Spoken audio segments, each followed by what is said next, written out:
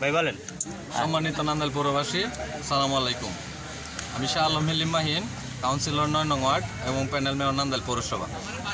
বিগত 2015 সালের 30শে ডিসেম্বর নান্দাইল পৌরসভার চতুর্থ নির্বাচনে আমি 9 নং ওয়ার্ডে প্রতিদ্বন্দ্বিতা করে কাউন্সিলর পদে প্রতিদ্বন্দ্বিতা করে বিপুল ভোটে নির্বাচিত হই।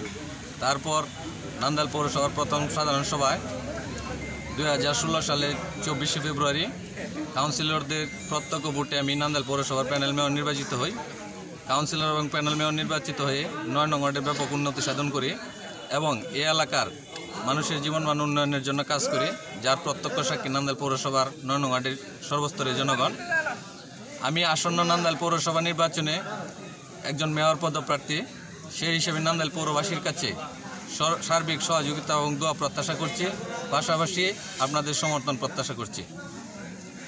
সম্মানিত নান্দাইল পৌরবাসী, আশা করি জননেত্রী শেখ হাসিনা যদি আমাকে বাংলাদেশ আওয়ামী লীগের নৌকা প্রতীকে আমাকে মনোনীত করেন, আমি আশাবাদী নান্দাইল পৌরসভা নির্বাচনে আমি বিপুল ভোটে নির্বাচিত হব এবং এই নান্দাইল পৌরসভার গুণেধরা নান্দাইল পৌরসভার বিভিন্ন উন্নয়ন প্রকল্প থেকে যেভাবে নান্দাইল পৌরসভার মানুষকে পিছিয়ে দেওয়া হয়েছে, নান্দাইলের মাটির মানুষের নেতা জনাব আনোয়ার আবেদিন কান্তহীন মহোদয়ের হাত ধরে আমি নৌকা প্রতীক পেলে অবশ্যই আমি নান্দাইল পৌরবাসীর সেবায় সদা সচেষ্ট থাকব, এই আশা প্রত্যাশা সবার কাছে ব্যক্ত করছি।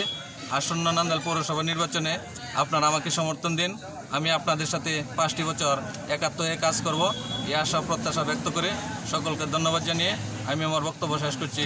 আসসালামু আলাইকুম। জয় বাংলা, জয় বঙ্গবন্ধু।